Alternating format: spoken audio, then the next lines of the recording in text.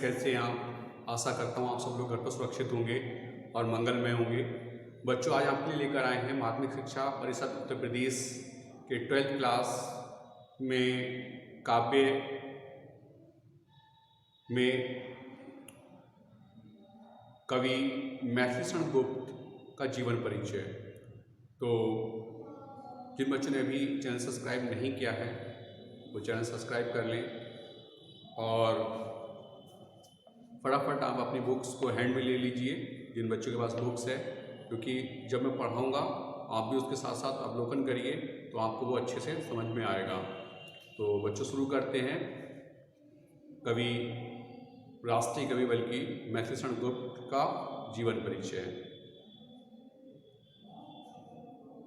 हिंदी साहित्य के प्रखर नक्षत्र माँ भारती के शरद पुत्र मैथिलीशरण गुप्त का जन्म 3 अगस्त सन 1886 ईस्वी में पिता सेठ रामचरण गुप्त और माता कौशल्याबाई की तीसरी संतान के रूप में उत्तर प्रदेश में झांसी के पास चीर गांव में हुआ। माता और पिता दोनों ही परम वैष्णव थे। वे कनक लताद नाम से कविता करते थे।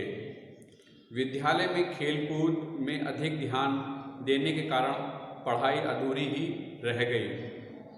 घर में ही हिंदी, बांग्ला, संस्कृत साहित्य का अध्ययन किया। मुंशी अजमेरी जी ने उनका मार्गदर्शन किया। 12 वर्ष की अवस्था में ब्रजभाषा में कविता रचना आरंभ की। आचार्य महावीर प्रसाद द्विवेदी के संपर्क में भी आए।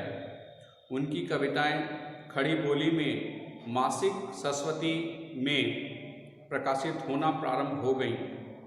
प्रथम काव्य संग्रह रंग में भंग तथा बाद में जयद्रथ बध प्रकाशित हुई। उन्होंने बंगाली के काव्य ग्रंथ मेघनाद वध प्रजांगना का अनुवाद भी किया। सन 1914 में राष्ट्रीय भावनाओं से ओतप्रोत भारत भारती का प्रकाशन किया।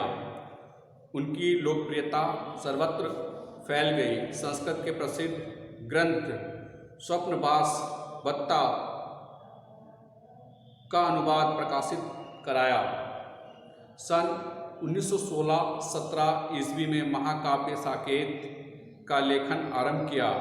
उर्मिला के प्रति उपेक्षा भाव इस ग्रंथ में दूर किए गए। स्वतः प्रेस की स्थापना कर अपनी पुस्तकें छापना शुरू किया। साकेत और अन्य ग्रंथ पंचवटी आदि सन 1931 में पूर्ण किए गए।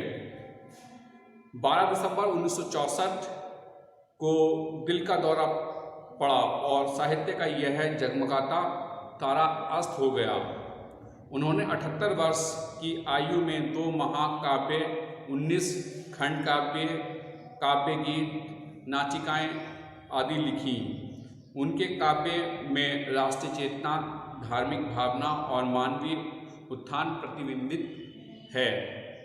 भारत भारती के 3 खंड में देश का अतीत, वर्तमान और भविष्य चित्रित है। वे मानववादी, नैतिक और सांस्कृतिक काव्यधारा के विशिष्ट कवि थे।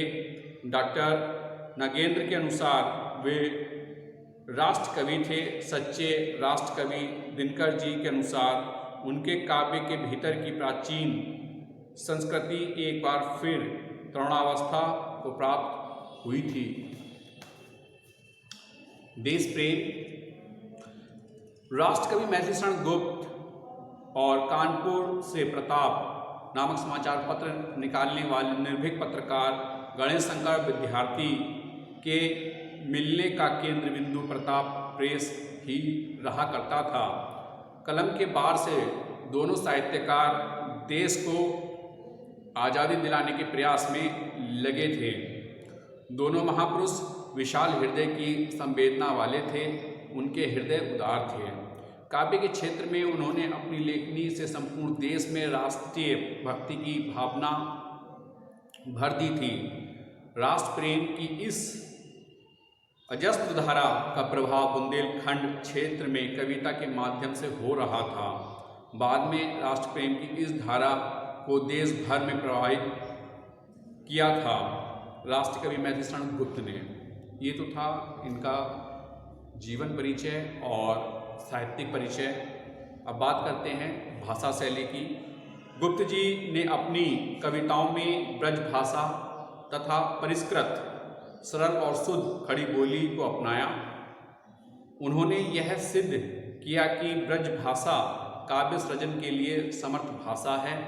सभी अलंकारों का उन्होंने स्वाभाविक प्रयोग किया है, लेकिन सदृश्य मूलक अलंकार गुप्त जी को अधिक प्रिय हैं। कनाक्षरी, मालिनी, वसंतालिका, हरिगीतिका और दुत्र विलंबित आदि छंदों में इन्होंने काव्य रचना की है। गुप्त जी ने विविध शैलियों में काव्य की रचना की। इनके द्वारा प्रयुक्त शैलियाँ हैं प्रबंधक शैली, अलंकृत शैली, उपदेशात्मक शैली, विवरणात्मक शैली, गीति शैली तथा नाट्य शैली। तो ये थी इनकी प्रमुख शैली और भाषा। बात करते हैं इनकी प्रमुख रचनाओं की। भारत भारती, इसमें देश के प्रति गर्व, गौरव और भावनाओं पर आधारित कविताएं लिखी हुई हैं। इसी से वे राष्ट्र कवि के रूप में व्याख्यात हुए। दूसरी रचना इनकी प्रमुख साकेत, मानस के पश्चात हिंदी में राम काव्य का दूसरा ग्रंथ साकेत ही है। उसके बाद यशोधरा, इसमें उपेक्षित यशोधरा के चरित्र को काव्य का आधार बनाया गया है। द्वापर, जय भारत, विष्णुप्रिय, इसमें जो है हिंडिबा, नहुस, दुर्योधन आदि के चरित्रों को नवीन रूप में प्रस्तुत किया गया है। और गुप्त जी की कुछ अन्य पुस्तकें भी हैं, जिसमें प्रमुख है पंचवटी, चंद्रहास, कुणाल गीत, सिद्धराज, मंगल, घट, अनंत और मेघनाथ बद आदि। तो ये था इनकी रचनाओं का विवरण। बात करते हैं इनका हिंदी साहित्य में स्थान, अर्थात इनको किस तरह का सम्मान प्राप्त हुआ। इसी समय वे गांधी जी के निकट संपर्क में आए। यशोधरा सन 1932 ईस्वी में लिखी। गांधी जी ने उन्हें राष्ट्रीय कवि की संज्ञा प्रदान की। सन 1941 ईस्वी में व्यक्तिगत सत्याग्रह के अंतर्गत जेल गए। आगरा विश्वविद्यालय से उन्हें डीलिट से सम्मानित किया गया। सन 1952 से 64 तक राज्यसभा के सदस्य मनोनीत हुए और भारत सरकार ने उन्हें पद्म विभूषण से सम्मानित किया। साकेत महाकाव्य पर हिंदी साहित्य सम्मेलन ने इनको मंगला प्रसाद पारितोषिक प्रदान किया। अपनी काव्य कृतियों के कारण गुप्त जी युग प्रतिनिधित्व कवि के रूप में जाने जाते हैं। तो बच्चों, ये था मैथिलीशरण गुप्त जी का जीवन परिचय। आपको इसे 5 अंकों में लिखना है, जो कि वर्ग है। पहला जीवन परिचय, फिर साहित्यिक परिचय, फिर भाषा शैली, रचनाएं और हिंदी साहित्य में स्थान। तो आज का ये विषय यही समाप्त होता है। बच्चों, आपसे नेक्स्ट वीडियो में फिर मिलते हैं। तब तक के लिए हैव अ नाइस डे।